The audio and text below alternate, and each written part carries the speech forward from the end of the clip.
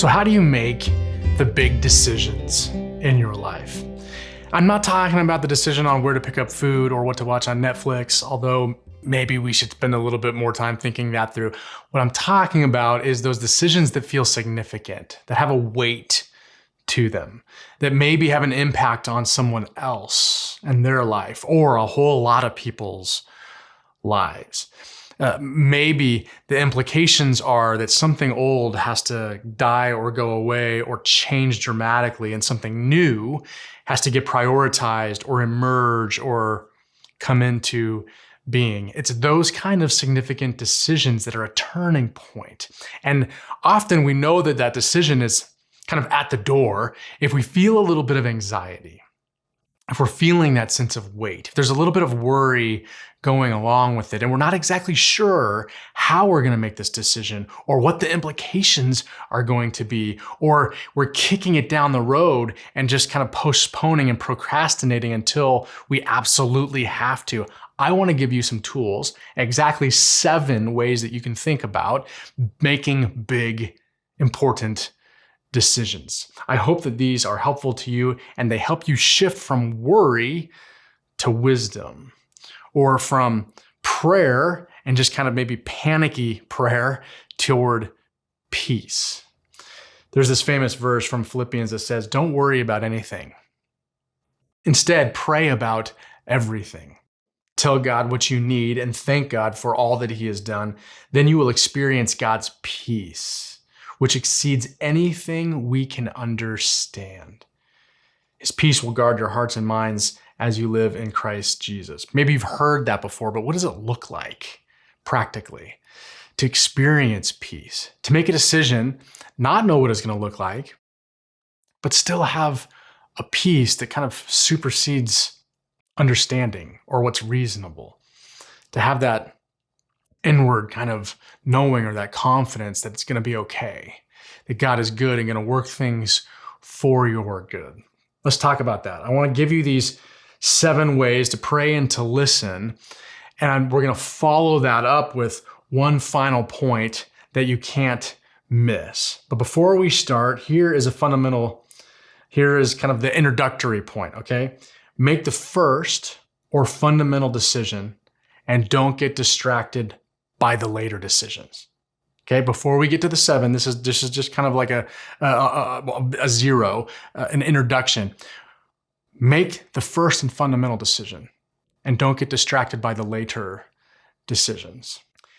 Because what happens is there might be 100 steps between here and where you're going, where you want to go, where you want to end up. And you might be not making the first step, not taking the first step or making the first decision because you're worried about step 32 and then 34 and then 39's a doozy. And so you're worried about all these things down the road and you're not taking the first necessary step, the one that's right in front of you. Somebody said, don't ask 100 questions if one is enough. So just find that one question, make that one first decision the next right thing. Let's prioritize that first and not get hung up or paralyzed by all the subsequent decisions and steps and things that are going to happen afterwards. Let's do the thing right in front of us. Now, here are the 7 that help us get there. 7 ways to make important or big decisions. Number 1, the gut check. Check your gut. Test your instincts. Malcolm Gladwell calls this the blink decision. So it's the way you think about the thing right away, your first instincts, which are usually right. Some people say 60%, some people say 80%, somewhere in that 60 to 80% range. We're usually right about our blink or gut instincts. So ask yourself, what did I feel right away about this thing? Like as soon as I got the necessary facts, and what was my instinct? Like what was going on in here? How did my body react to this? Now, there's a couple ways that this goes sideways and doesn't work. One is if we've stopped listening to our gut a long time ago and we've kind of forgotten what it feels like. So you might have to retrain yourself to listen to your gut. You might have to get away from distractions and other people's opinions for a day, for a week, and just get that sense of what's happening in here. It's also a prayerful thing. Your gut is connected to your soul, which is connected to your God. So relearning what it means like to talk, to listen, to feel, to get a sense for what God is doing inside you. But there's another way that this can go sideways, and that's as if we have blind spots that we haven't paid attention to or that we're kind of ignoring. You'll have a blind spot in your life if you went through pain in your past and haven't dealt with it. Pain as it relates to someone or something associated with the decision. So if it's a person, if it's a type of person, if it's a people group, if it's a situation, you might have a bias. And it will cause your gut instinct to betray you. So do some work. Think about, in this situation, with this decision, do I have a bias? Do I have a blind spot that is going to kind of confuse and muddy the waters? And so maybe I can't trust my gut. Either way, you want to do multiple things on this list of 7. Gut check is simply number 1. Before you make the big decisions in life, you want to cross off, maybe all of these boxes, at least several, until you make the decision, until you have the clarity enough to make the decision. Gut check is number 1. Number 2, circling prayer. Now, I borrowed this from an author named Mark Batterson. He wrote a book called Draw the Circle, or another version of it, The Circle Maker, same concept. And in it, Mark talks about writing down the things that you're praying for, the things that you're hoping for, the questions that you have in a journal or someplace, and then go back and circle them. I started this habit after reading his book. I write it in my journal. All right, this is the decision. Do we go here or do we go here? Do we make this decision? Do we make that decision? Do we make this call or that call? Do we go this way or that way? I write it down. I circle it. And every time I pray, I circle it. So the act of circling becomes like prayer. And so I'm just waiting. I'm saying, God, I don't have clarity yet. I need your guidance. I need your instruction. Show me where to go. Until I get that sense, I'm just going to keep circling. Show me. Give me a sense of peace. Bring people into my life that are helping point the way. Bring this situation to resolve.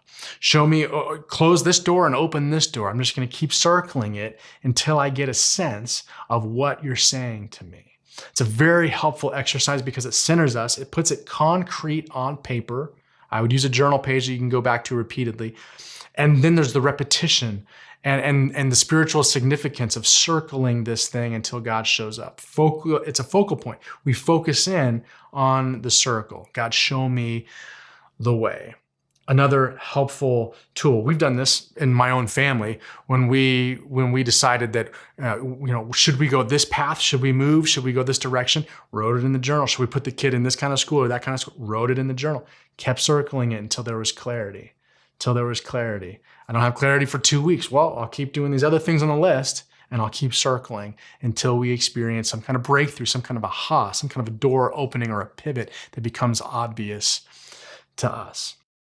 I hope that that's helpful. So the first thing, remember, was gut check. The second thing is circling prayer. And the third thing is the wisdom of counsel. This is when we engage other people in our life, other people who have maybe a certain expertise. And this is their area of expertise. They know some stuff. Maybe it's someone who we know doesn't have a blind spot in this area, and I might have a blind spot in this area. So I'm going to ask this person for their advice. Maybe it is someone that's just a trusted friend. It's your go-to person about these types of relationship issues or these types of work-related issues or these types of financial issues. And you have a go-to person for that type of decision. Whatever it is, the wisdom of counsel matters. There's a famous verse, a proverb that says, lazy people consider themselves smarter than 7 wise counselors.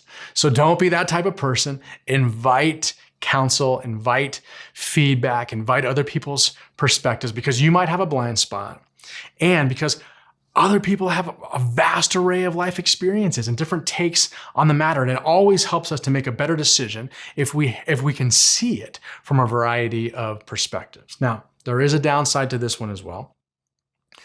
If we ask too many people, or if we have if we care too much about what other people think, and we're going to cater to them and not trust our own gut, or not kind of put those things in tension, and we're just going to default to what everybody else thinks that we should do, if we know that that's an issue for us, we want to pay attention to this. We want to make sure that we're adding these other helpful points to the whole perspective. Okay, we're gonna flesh it out. We're gonna add some of these other things too, but listening to wise counsel is pivotal, crucial, and important. So make sure that you have some people in your life, whether it's a personal board of directors, whether it's a life group, whether it's a few friends in some different areas of influence or of specialty. Listen to wise counsel. Here's the fourth thing: the fleece test. The fleece test. This comes straight from the Old Testament part of the Bible, a book of Judges. This guy named Gideon, God tells him to do something, and Gideon's like, well, I'll do it, but first, let me make sure that you're for real. And so he puts this fleece out in the yard, and he says, okay, if the fleece is dry, but the ground is wet when I wake up in the morning, then I'll know that you're talking to me. Then I know that you want me to do the thing. And he comes out the next morning, and sure enough, fleece is dry, ground is wet. He's like, okay, so this is a hard thing that I'm not really sure I want to do. So how about tonight, I'm going to put the fleece back out there. And now if the fleece is wet and the ground is dry, then I'll know that you mean business. And this is really what you want me to do. Goes in the morning, and sure enough, fleece is wet, ground is dry. And he's like, okay, all right, I guess I'll do the thing. So the fleece test is essentially just saying, God, if this is really you, can you show me in this way? Now, obviously this can be dangerous, because I don't know that God wants to be tested in a lot of things, but sometimes he responds. Sometimes he does it. Sometimes he does the thing. Even in my own life and in my own family, this one time we were selling a house, and we decided that we'll sell the house. We didn't really want to, or we weren't certain about it, or is this the path? We'll sell the house if we get this offer. Okay, so here's the price. It seems a little bit higher than what's reasonable, but if we get the offer, we'll take that as a fleece, and we'll just go through with the deal. And sure enough, that was the price that we got. The first offer that we got was at that price that we thought was high. So that's kind of like throwing out a fleece and saying, yeah, if you do this, make it clear, and then we'll go this way. We'll take this path. That's the fourth way that you can discern the voice of God in prayer and make big decisions. The fifth is your North Star. I have a friend named Liz who says that her grandmother is her North Star. Every time that she has a big decision to make, it seems like grandma is staying with them for the weekend, or calls at just the right time, or prays for her and says that, something random about the thing. And it just feels like God uses her as a voice, as a mouthpiece, when it comes to significant pivot points in her life. For me, my wife, Hillary, has been a North Star. There's things that I get hung up on, blind spots that I have, and all of a sudden Hill will just kind of dive in and say, oh no, this is easy. This is black and white. You should do it this way. And I'm like, wait, what? This is so complicated to me. But most of the time, Hillary, doesn't care about this type of thing or whatever. But all of a sudden, when she enters into it and she has clarity and it's just crystal clear, it's like, oh yeah, no, it's this. I'm like, oh, okay. That makes sense. This is an area where God speaks to you, and it just is clear. So find a North Star, or just ask yourself perhaps if you have one, that seems to be a person that God speaks through to you. It seems to, at least in this area, the direction that you're going or the issue that you're having, that can be trusted. That maybe their instincts are just right, or they just come into your path at the right times. And ask yourself, is this someone that God has placed in my life for such a time as this? Is this someone who helps me with my blind spots? Is this someone that when they speak up on the issue, they're not always sharing their opinions about this type of stuff. And when they speak up on the issue, I got to pay attention to this person. That would be a North Star that God has put in your life. Number 6, trajectory. Pay attention to the trajectory. One of the things that I like to say about vision and leadership and the direction of things is that vision is simple.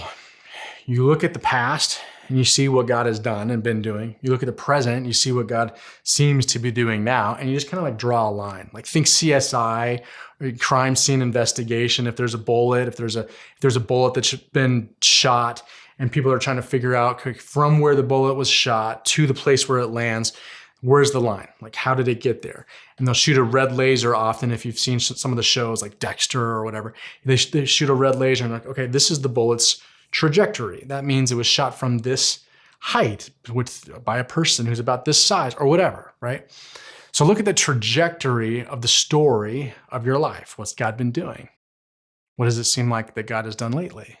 What might God be doing right now in the midst of this? Okay, let's draw a line. Where is this thing headed? It's not foolproof. It's not perfect, because God will surprise us in all kinds of ways and works things for the good that we did not expect. But oftentimes, as a general rule, it can be helpful to see. I think that God is honored when we pay attention to what's been going on in our life, and really when we recognize that we are just part of a much bigger story that God is telling. So line it up. The past, what you know about God, what you know about you and your own story and your own journey, what's happening right now. Draw a line and see if you can kind of anticipate the direction, if that helps with your decision making. That's trajectory. The seventh and the final of these 7 ways to make big, important, significant decisions in your life is to follow the favor. To follow the favor. Jesus said, "If anyone will not welcome you or listen to your words, leave that home or town and shake the dust off of your feet." And in the Old Testament part of the Bible with Nehemiah wanted to go do this big project, this big plan, but first he needed the approval. He needed the favor of the king that he was working for. And so he thought, man, if I can find favor with the king, God, if you give me favor with this king, then I'll go and do this Herculean effort. And sure enough, God gave him favor, and off he went. Where do you have favor? Where are there green lights? Where is the door open or the window cracked? What seems to be working? Is there a bright spot somewhere? Maybe, not always, but maybe. That's God's way of directing you in a particular direction, sending you down a new path, or giving you an opportunity, maybe that you hadn't counted on. And who knows, even if it's not the thing that you thought that you wanted, who knows what can come of that? I remember a number of years ago, I was volunteering for the YMCA, and I was volunteering in this membership capacity, helping people check in and giving them towels. And I'm like, oh, whatever. It just seemed like the right thing to do. I was at a transition point in my life, and the YMCA was fascinating to me up in the Pacific Northwest, where it had tons of influence and hundreds of thousands of members and all that kind of, it's huge and thriving. I was like, oh, I'll just contribute. I'll help out here. I'll help my friend who's working here. They asked me as a volunteer to wear a shirt. So I put on this red shirt. I'm like, yeah, okay, well, whatever. And then, because I have this red shirt on, I look official, some of the members start talking down to me. Like, hey, no, I don't want this towel. Give me that other towel that's thicker or whatever. But okay, let me get you this other towel. Hey, how come, my membership isn't, something happened with it? All right, let me get someone who actually works here to help you. So that I felt like the negativity and speaking down to, and it was a humbling, little period of working and serving in that simple capacity. But what it led to was favor. This person who oversaw this YMCA paid attention, and the person who oversaw all the YMCAs in the region paid attention. And I ended up writing my first book that got distributed through all of these YMCAs, like 12,000 plus people and counting, that read my first book that I wrote for them, all because I was willing to just show up as a volunteer and wear a red shirt for a little while. And then I realized a dream that I'd had for a long time of writing a book, and I've had other subsequent books that were built on top of that foundation. You never know. Follow the favor. Oftentimes, that'll be a way that God is speaking to you and leading and guiding you. And ultimately, it's about your relationship with God. This is the thing that we wrap it up with. It's not about the decision. The decision is context on your journey. God can overcome even a poor decision. God has the ability to work all things together for good, even if you mess it up. So take the pressure off. Find the peace, the sense of peace in your soul as you're walking through these 7 different ways that are helpful to hear God's voice. And then remember, even if you make the wrong decision, even in the New Testament, When Jesus kind of died and resurrected and went away, they couldn't agree on God's voice sometimes. They voted. As it says in the scriptures, they casted lots. They were like, okay, well, I think it's this. Well, I think it's this. Well, I think it's this. Because sometimes maybe it doesn't matter. Maybe God doesn't care. Maybe God intends to work it for good no matter what. And God just wants to see you make the decision in a healthy, honoring, responsible way. That's just to do your best and to go with what your heart's desire is. Because here's the point. The point is relationship. That you might be in a difficult circumstance or have a difficult decision to make because God's getting your attention, wanting relationship, wanting you to listen, wanting you to go for a walk and pray, wanting you to journal a little bit every day and circle prayers, wanting you to talk to some other people in your life that might speak some truth to you, wanting you to just stop, sit, pray, ask, pursue, be available in relationship. Because ultimately, that's what it's all about. Connection with God, connection with other people. Pretty sure God can work out the context. So take the pressure off. Yes, there are big decisions to make. There are big decisions to make, but God can work them for the good, even if we mess it up. But you probably won't mess it up if you use these 7 things to help you make those challenging, those important, those crucial decisions in your life. I hope that serves you.